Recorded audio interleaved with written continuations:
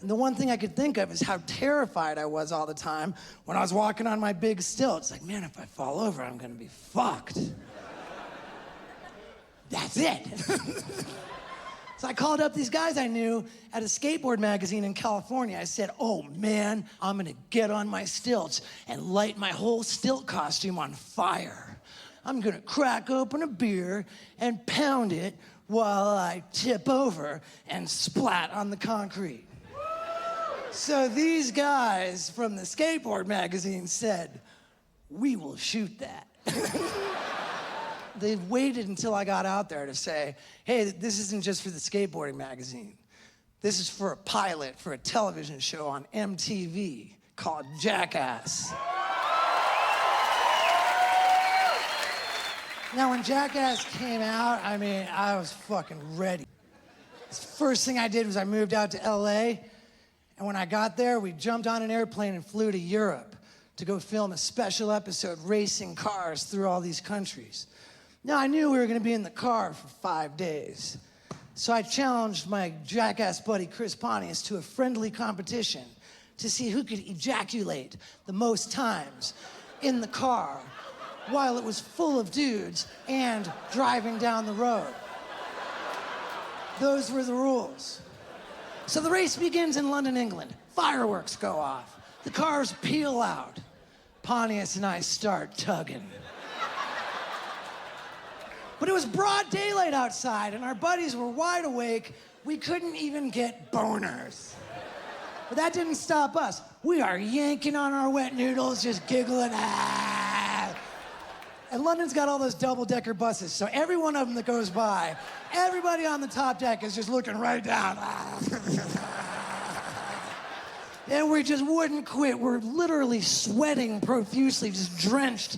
I gave myself an abrasion. We got to the coast of England, drove the car onto a train, which went underneath the ocean and spit us out into France. Still jacking. Carjacking. Nobody was successful until we got to Belgium, where it was the dark of night. Pontius had fallen asleep next to me in the back seat. Johnny Knoxville is asleep in the passenger seat in front of me.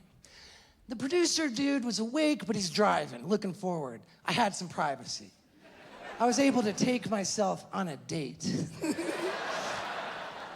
And it's working, and I can feel it, and there is so much power behind that load after all of that tugging and trying. When I finally blasted it into that car window, it's a wonder I didn't break the fucking thing. I mean, it was like I shot it with a bunch of paintballs, just bow, bow, bow, bow.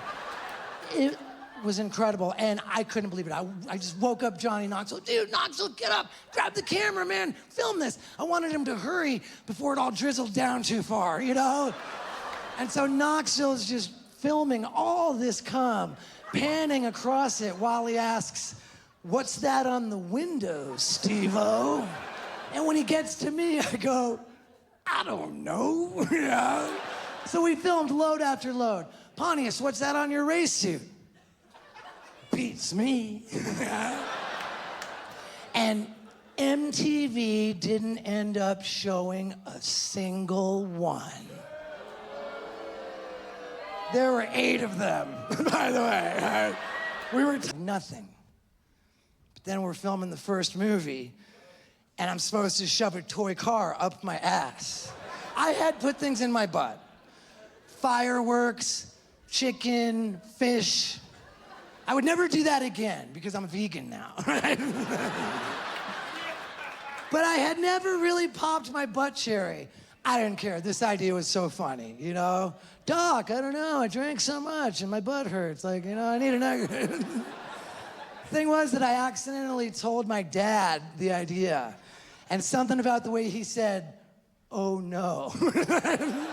He's like a super successful businessman. I know that's surprising, but he could handle a lot of things. A car up my butt was like over the line.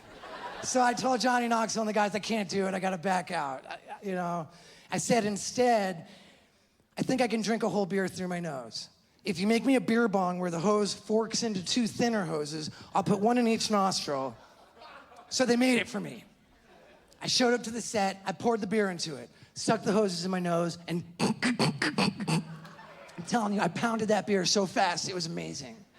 But none of the other guys even giggled. And then Knoxville said, "That sucked. Stick it up your ass." To which I immediately replied, "We already established, I don't put shit up my butt." Which would have got me off the hook. If I left it there, I would have been free and clear. But then I foolishly added, "And it probably wouldn't work anyway." But now we gotta find out if it works, because we're scientists. So I realized I fucked myself, you know? Literally. And they chopped off the thinner hoses, so I'm staring down the barrel of a dick-thick, girthy-ass beer bong hose.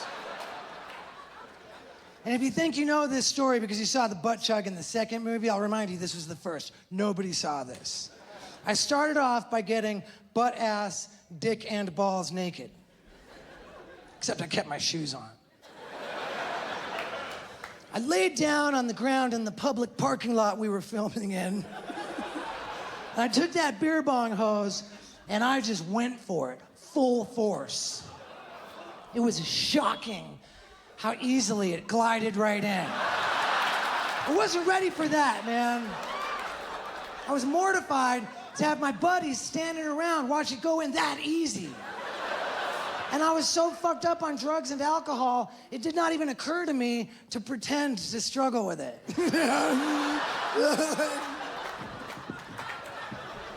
No, it goes right in. And the guys are jazzed now. You know, they get to pouring that beer into my butthole right away. They're jumping up and down, chanting, "Chug, chug, chug." And right away, I can feel that cold beer inside my asshole, as you do. But nothing's really happening, you know? I tense up, I loosen up, I wiggle around, and then I do all of the above and kick. Lo and behold, the level of beer drops. My asshole took a gulp.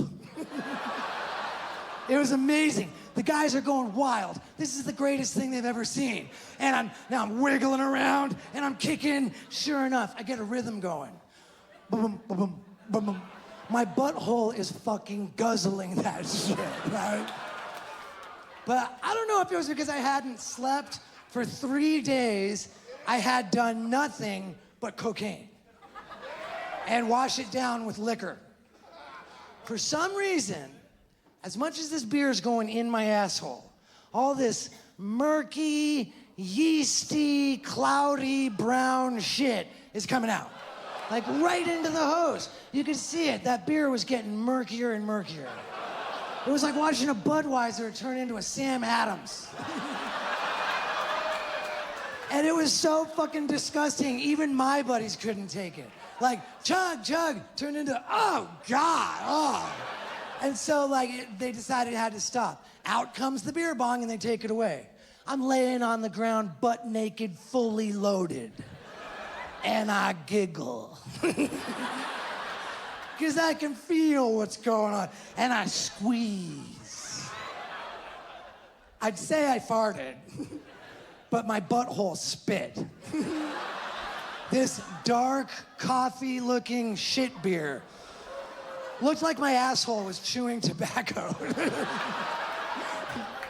And I'm laughing, and like, but then all of a sudden I get this inspiration.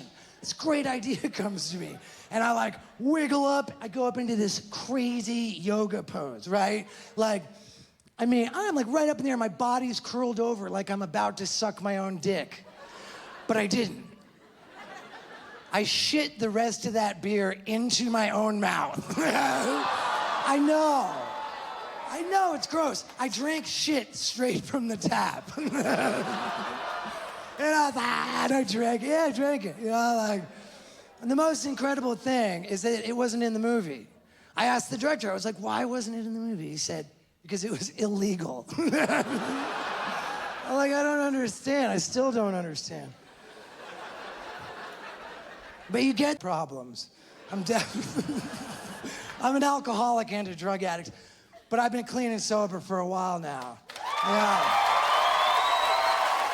It's actually been almost 8 years. And I don't know why you guys would cheer for that, because I don't even recommend it. Right? If you don't have to get sober, fuck it. But I really had to, because like, I've been sober since Johnny Knoxville pulled an intervention on me. And you know you got a fucked up problem when your interventionist is Johnny Knoxville. Yeah, like,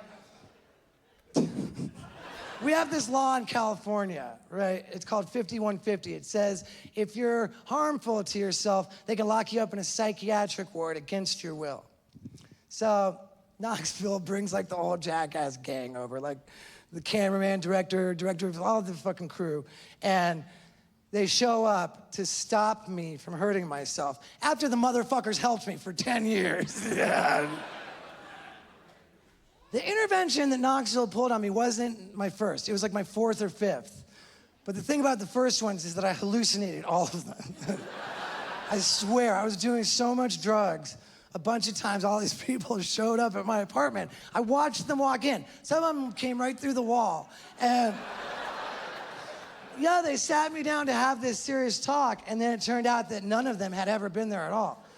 And that's when you know your problem is really serious. When your hallucinations are worried about you. So I had to get sober.